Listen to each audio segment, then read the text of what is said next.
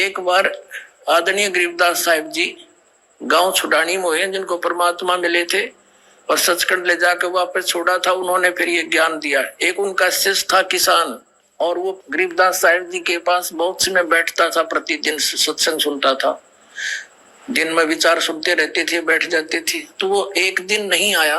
गरीबदास जी ने पूछा, भाई कल क्यों नहीं आया? अगले दिन जब वो पहुंचा, उसने बताया कि महाराज जी कल मेरी माँ का श्राद्ध था और हमारे गुरुजी वो पंडित जी आए थे, उन्होंने श्राद्ध निकाला, उसमें सारा दिन बिजी रहा मैं। अच्छा भाई। फिर कहने लगा, जी कल भी नहीं आन पाऊंगा मैं। पर गरीबदास जी ने पूछा, कल क्या बात है? कि कल मेरे पिताजी का श्राद्ध है। अच्छा। परमात्मा पहले भी बहुत समझाते थे गरीबदास साहिब जी, लेकिन हमारी बुद्धि इतना काम नहीं करती, हम संसार के व्यवहार को घड़ा में तो देते हैं। तो कभी गरीबदास जी ने कहा, भी एक काम करना बेटा, जब तेरे पिता का श्राद्ध निकाल ले तुम्हारे वो ब्राह्मण जी, उसके बाद 2 व्यक्तियों का खाना ले आना यहाँ पर। अब उस व्यक्ति ने सोचा गुरुजी अपने लिए मंगाते होंगे। जब उनके गुरुजी ने सारा काम कर लिया, तैयारी उसने सब लगा दिया, भोग भाग कौवे कावे छका दिए, तो बाद में बचे हुए 2 रोटियों का, 2 मनुष्यों का खाना लेकर के वो गरीबदास जी के मकान में आ गया। गरीबदास जी भी गृहस्थी थे, बाल बच्चेदार थे, किसान थे, लेकिन परमात्मा से परिचित हो चुके थे, तत्व ज्ञान से परिचित थे। उस भगत का ही खेत था, उसमें एक जोड़ी थी, छोटा सा तालाब जिसको लेट बोले। जब वो व्यक्ति लेकर आ गया 2 मनुष्यों का भोजन, गरीबदास जी कहने लगे, आजा मेरे पीछे पीछे। अब उस व्यक्ति ने सोचा खेतों में कोई साधु संत आए होंगे, इनसे मिलने आते रहते हैं। वहां जाकर उस लेट से, उस जोहड़ से 1 किलोमीटर दूर उस खेतों में जो तालाब होते थे छोटे छोटे, पशुओं के पानी के लिए उसमें स्टोर कर लेते थे जल, तो उनके चारों तरफ झुंड खड़े हो जाते थे, झाड़ बोझड़े कांटेदार झाड़ियों के गुच्छे से बन जाते थे। उससे 200 फुट दूरी पर बैठ के गरीबदास जी भी वो लड़का वो व्यक्ति बैठा लिया और वहां कहा, आवाज लगाई उसकी माता और पिता का नाम लेकर, और उनसे कहा कि आ जाओ, तुम्हारा पुत्र भोजन ले आए। उसमें से एक गीदड़ और गीदड़ी निकल कर आए और वहां आकर खड़े हो गए, और लीला थी गरीबदास साहिब जी की, और कहा, बेटा ये तेरी माँ, ये तेरा बाबू, ये तेरा पिताजी, इन्हें खिला भोजन। वो दर दिया खोल कर उसने। अब वो छक गए दोनों, 1 मिनट खा गए फटाफट और खा कर भाग गए। अब गरीबदास जी बोले कि तुम्हारे गुरुजी क्या कह रहे थे कि 1 दिन के भोजन खिलाने से और 1 वर्ष तक तुम्हारे पिताजी पितर जो जिस भी योनि में है वो तृप्त रहेंगे। अखा जी ऐसे कह रहे थे, ये दोनों भूखे मरे थे, देखा गए सारे ने, और भोगते ला के आए हो तुम्हें। अखा जी उस दिन पीछे कान पकड़ दिया कि जी बाढ़ में जाओ, या ये तो बकवाद है सारी। तो छोड़ दी सारी वो लोकवेद और दंत कथा, मनमाना आचरण उस प्यारी आत्मा ने। तो पुण्यात्माओं, परमात्मा कहा करते थे कि तुम 1 दिन तो आहार करा देते हो, मान लीजिए तुम्हारी बात बड़ी करें, और तुम्हारे पिताजी या माताजी जब जीवित थे दिन में 2-2 बार तो पक्का रोटी खाते थे।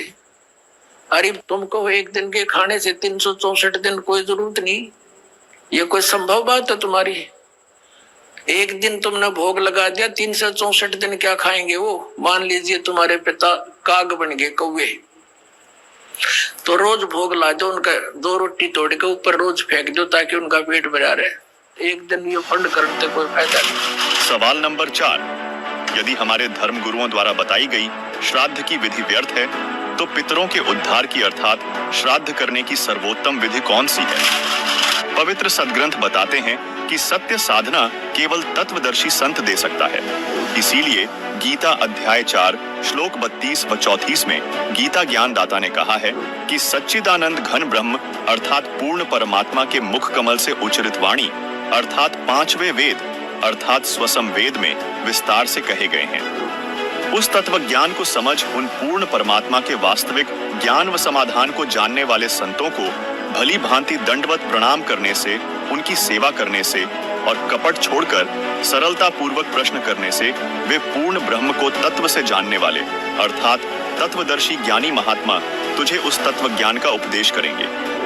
क्योंकि तत्वदर्शी संत ही गीता अध्याय 17 श्लोक 23 में वर्णित सच्चिदानंद घन अर्थात पूर्ण परमात्मा की भक्ति के सांकेतिक मंत्र ओम तत्सत का गुप्त भेद बताता है।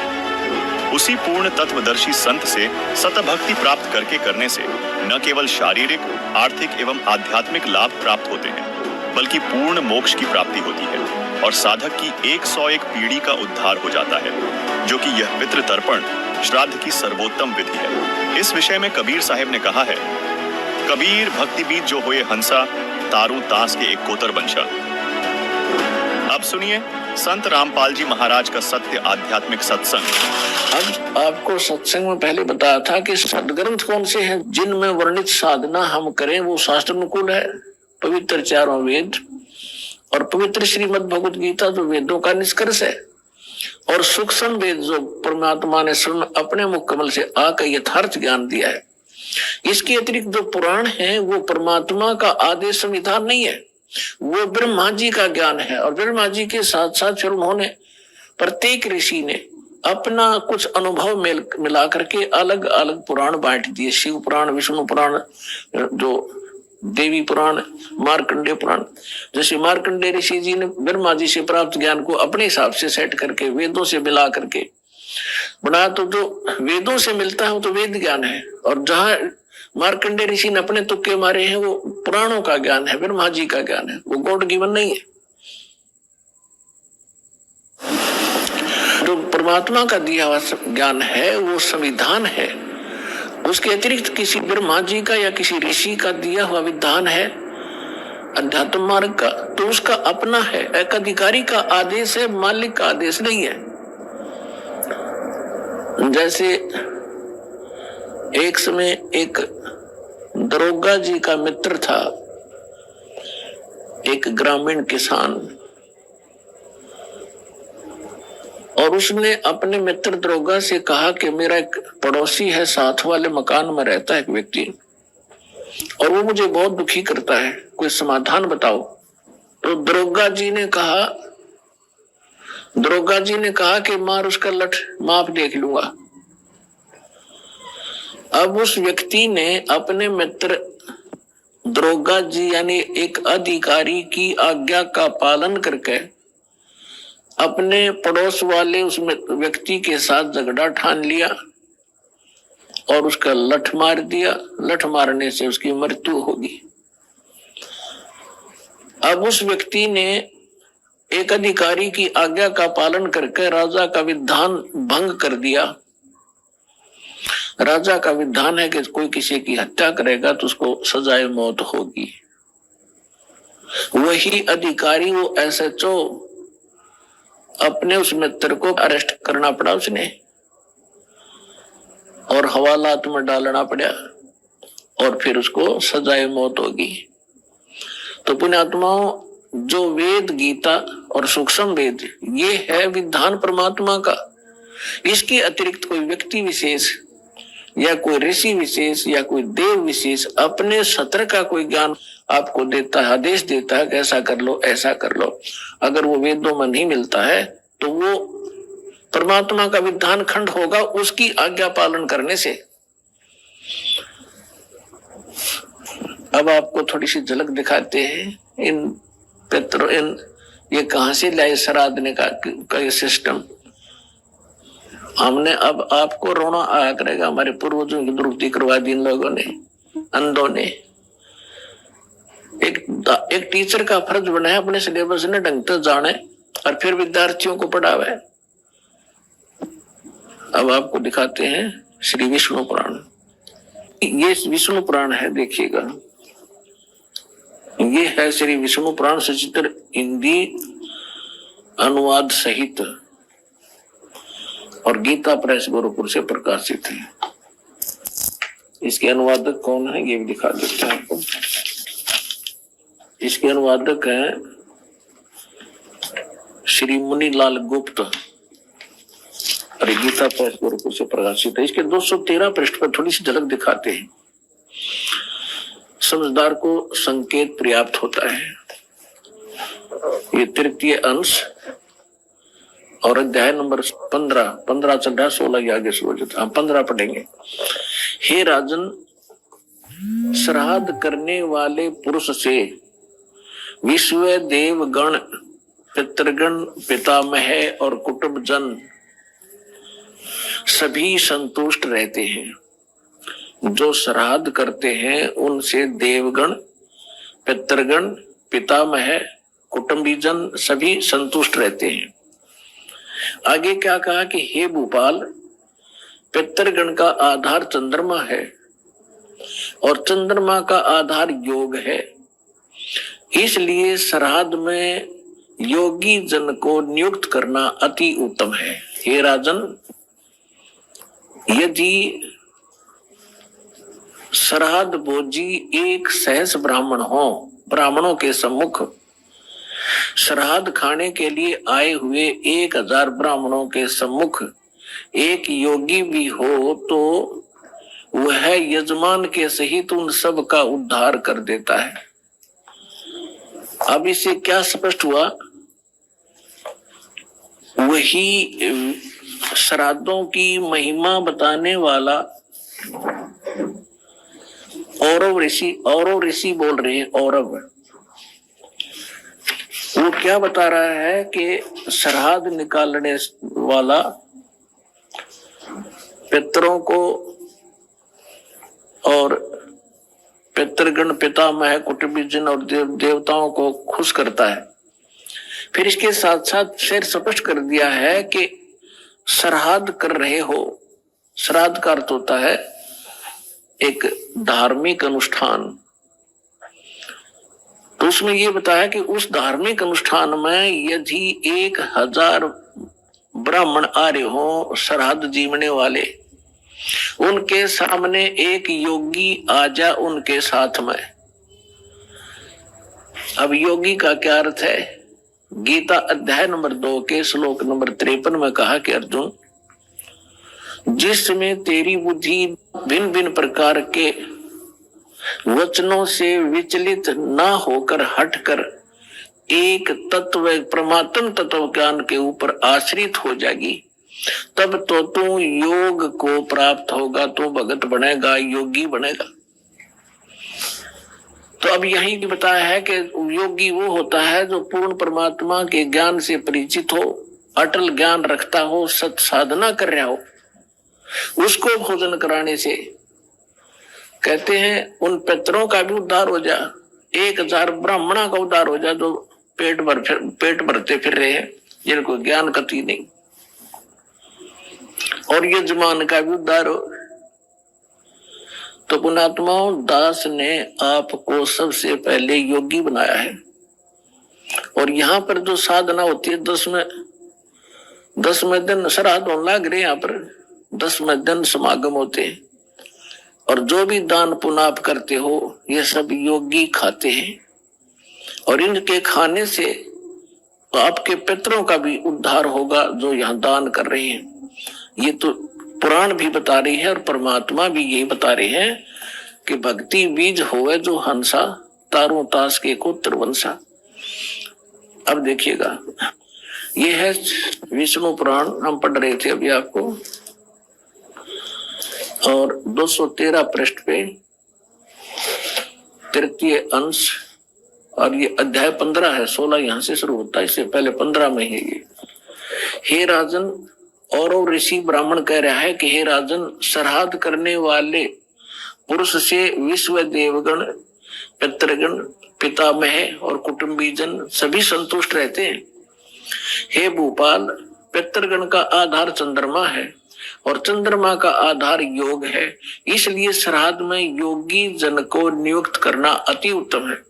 हे राजन, यदि श्राद्ध भोजी 1000 ब्राह्मण हो, सहस्रवन 1000, और ब्राह्मणों के 1000 ब्राह्मणों के सम्मुख एक योगी भी हो तो वह यजमान के सहित उन सब का उद्धार कर देता है।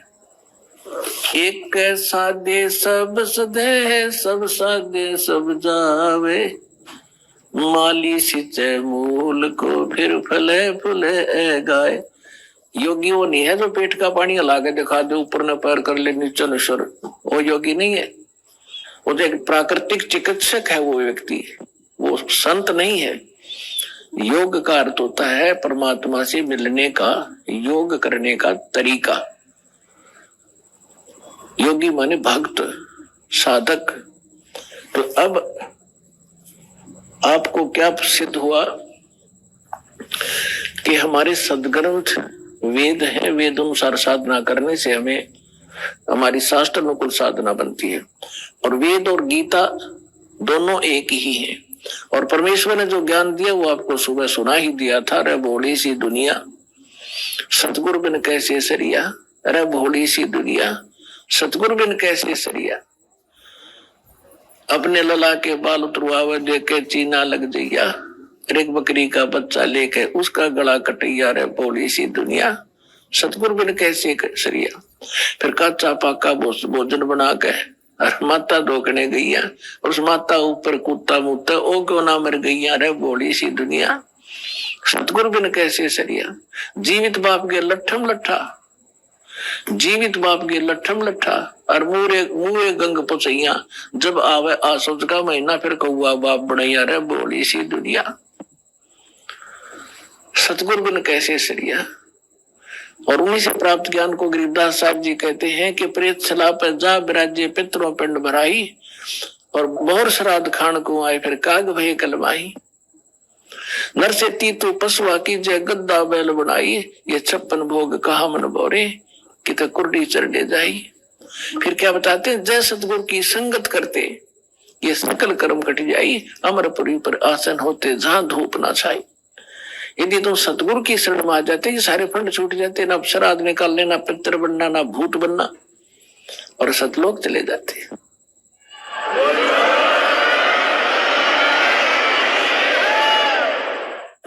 एक जीवित उदाहरण देता हूं आपको।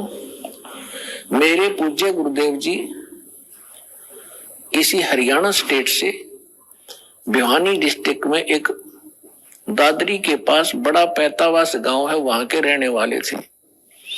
उनका जन्म पवित्र ब्राह्मण कुल में हुआ था, लेकिन उनको ज्ञान हो गया था कि जिस आधार से ये ब्राह्मण ब्राह्मण कहलाते हैं ये ब्राह्मण नहीं है, ये तो एक परंपरा पड़ गई।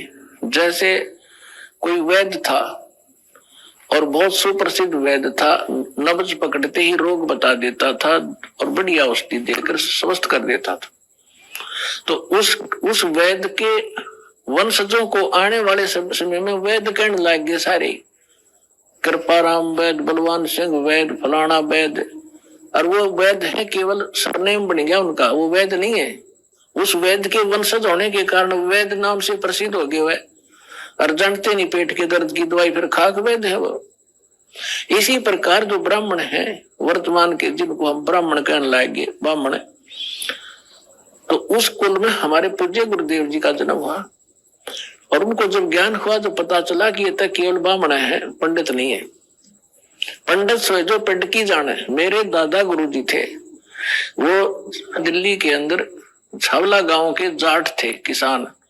और वो हमारे जो दादा गुरु जी के जो गुरु जी थे, जो जिनके वो संपर्क में आए, उन्होंने उनको काशी विद्यापीठ में पढ़ा दिया, उस किसान के लड़के को। और फिर वो 4 विषय के आचार्य बन गए। उनको पंडित चिदानंद नाम से जाना जाता रहा। आज भी उनका खरखोदा के पास में, जिला सोनीपत हरियाणा में, एक गोपालपुर छोटा सा गांव है, उसमें उनका आश्रम है हमारे दादा गुरु जी का। उस पर बोर्ड लगा हुआ है पंडित चिदानंद आश्रम। वो जाट होकर पंडित को आए, और हमारे गुरुदेव जी ब्राह्मण थे। बोले नहीं, हम ब्राह्मण नहीं, हम संत हैं। तो कहने का भाव ये है कि मेरे पूज्य गुरुदेव जी जब 15-16 वर्ष की आयु के थे, खेतों में पशु चरा रहे थे। पहले यही काम करते थे, गौएं चराते थे अपने अपने, इनके जमीन भी थी, खेती भी करते थे। और हमारे जो दादा गुरुजी थे उनके संपर्क में आ गए।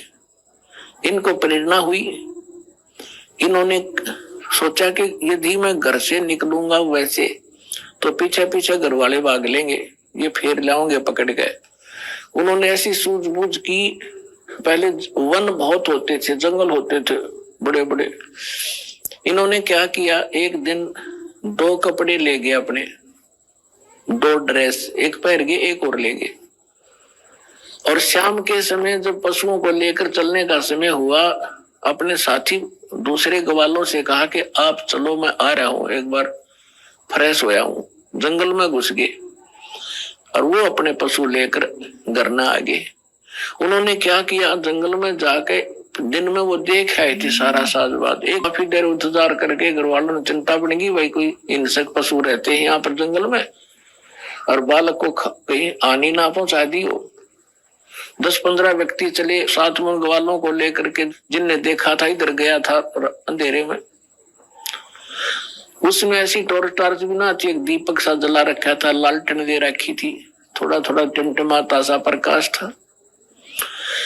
ढूंढते ढूंढते खोजते खोजते अंदर गए, देखा तो वहां कपड़े पड़े, अस्थि पड़ी। एकदम अंधे हो गए, जो कहने लगे भाई बच्चा तो खा लिया।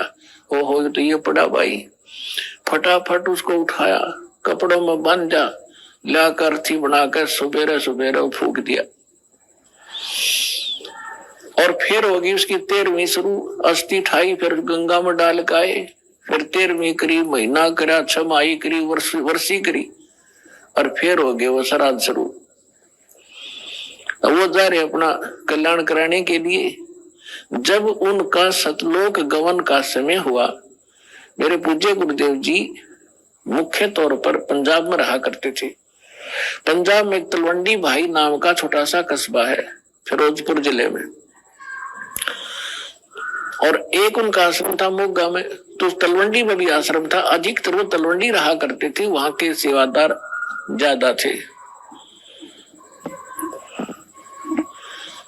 तो तलवंडी भाई वो रहा करते थे। दास को दीक्षा देने का आदेश वो दे चुके थे 1994 में। 1996 में वो अपने गांव में आए, इस पैंतावास दादरी के पास। हमें पता चला कि गुरुजी यहाँ आए हुए हरियाणा में। उनके साथ हमारे ही शिष्य, उनके बच्चे 2 सेवा में रहा करते थे। उनका संदेशा पहुंचा, गुरुजी आ चुके हैं। तो दास में चला गया, उसमें गांव गांव में सत्संग किया करते थे। जब हम वहां पहुंचे, प्रणाम किया गुरुदेव को, उसमें सारा गांव देखने आया कि वो व्यक्ति तो जीव है जिसने हमारे मान रहे थे। सारा गांव देखने आया। वो गए थे लगभग 100 वर्ष के बाद। जाते ही बता दिया कि ये मेरे चाचा का घर था, ये हमारा घर था, हम इतने भाई इतनी बहन। तब उनको यकीन हुआ सचमुच तो वही हरिद्वारी है। सारी पीढ़ी बता दी। तो जब दास वहां पहुंचा तो एक 92 वर्ष की 92 ईयर ओल्ड उनकी भाभी बैठी थी। ऐसे बात चलती रही। मैंने उनसे पूछा कि जब हमारे गुरुजी घर त्याग कर चले गए थे तो आपने पीछे से कैसा महसूस किया? यहाँ नहीं थे, आपने मृत मान रखा था। तो उसने कहा भाई मैं आई ना, जब मुझे पता चला था कि इनका एक भाई निसंतान मर गया, बे औलादा मर गया, ऊट नपूत कहा कर देसी भाषा में। और इनके हिस्से की जमीन थी 3-4 एकड़, 4-5 एकड़ जमीन इनके हिस्से में आती थी। उसको मेरे पति और दूसरा मेरे पति का भाई, 3-4 भाई थे, वो प्रयोग किया करते थे। और जब घर में कोई ऊक चूक हो जाती, खेती ना होती, पशु मर जाते या कोई बालक बीमार हो जाते, तो हम पूछने जाया करते थे अपने पुरोहित पे, और वो पतरा वतरा दिखाया करते। तो वो कहा करते कि आपका एक बेऔलादा मर रहा है, निसंतान मरा हुआ है हरिद्वारी, और वो सिद्ध है, तुमने वो हानि कर रहा है, वो प्रेत बना हुआ है, पितर बना हुआ है, वो प्रेत बाधा तुम्हें दुखी कर रही है। उसके लिए फिर जो सा भी वो जंतर मंत्र बताते हम सारा करया करते। श्राद्ध भी निकाला करते थे। तो फिर मैंने उनसे कहा, माता जी गीता जी में लिखा है 9वें अध्याय के 25वें श्लोक में कि भूत पूजनीय भूत बनेंगे और पितृ पूजनीय पितृ बनेंगे, देवताओं के पुजारी देवताओं के प्राप्त होंगे, मेरी भक्ति करने वाला मुझे प्राप्त होगा। तो ये तो गलत साधन आपके सामने देख लो, ये तो जनता का कल्याण करने लग रहे और आप इसका कल्याण के लिए ठगे जा रहे थे। बोली भाई बात तो सच्ची है। मैं बोला जी अब तो त्याग दो इन बकवादों को, इन श्राद्धों को। ने बोली ना भाई, ने को कर छोड़ दिया तो पुरानी लाग है, वहां बाढ़ में जाए पुरानी लाग है। अरे इतना प्रत्यक्ष देख रहे हो आप फिर भी नहीं मान रहे, तेरा गजब हो। तो पुण्यात्माओं सौभाग्य आपका, ये परिवर्तन होगा यो सच्चाई के आधार से। पहले तो हम डरा रखे थे नकलिया ने, नो नहीं करोगे तो न्यू हो जाएगा, फलान हो जाएगा, खाक हो जाएगा। मालिक सिर पे बैठे, समर्थ का शरणाग हो रंग होरी हो, भाई कदे न हो काज राम रंग होरी हो। समर्थ का शरणाओ फिर कैसे हो जाए। एक भगत बता रहा था, वो कह रहा था जी मैं अपनी बहन के यहाँ चला गया, उनके वहां वर्षा होगी, मारा हुई नहीं, किसान था वो, और मैं अपने उनका संदेश आया कि यहाँ वर्षा होगी है, जमीन ज्यादा है, आप आइयो अपने बैल ले आओ, हमारी मदद करो। मैं अपने बैल ले गया खेती संवारने के लिए, बीज बोआने के लिए। मेरी सेवा लगा दी दूसरे खेत में, वहां मैं ले गया। जानता था मैं खेतों को सारे, कई बार जा रहा था अपनी बहन के यहाँ। तो वहां एक जोड़ी थी, उसके खेत के आसपास उस तालाब था छोटा सा, छोटी थोड़ा पानी था, और उसमें एक मंडी ही बना रखी थी किसी पीर प्यार की। मैंने दोपहर में जाकर देखा, पानी पिलाने गया पशुओं को, बैलों को, तो वहां एक धड़ी गुड़ रखा, बेली गुड़ की। मैं वह बेली ठा लाया, फोड़ के कुछ तो आप खाई और कुछ बैलों को डाल दी, उनने खा ली। तो मैं आके घर सो गया तो रात ने एक 3 फुट का व्यक्ति, दाढ़ी सी वाला, मुसलमान टाइप दिखाई दिया। नो बोला तूने मेरी बेली खा ली और बैलों को खिला दी, और दूर खड़ा न, इतनी दूर मेरे तो 50 फुट दूर। नो कह तू तगड़े की शरण में था ना, तन्ने मारू और तेरे दोनों बैलों को मारना था मैंने। तो तगड़े की शरण में है, यानी समर्थ की शरण में है, मैं तेरा कुछ बिगाड़ नहीं सका। मैंने सारी अपनी कोशिश कर दी।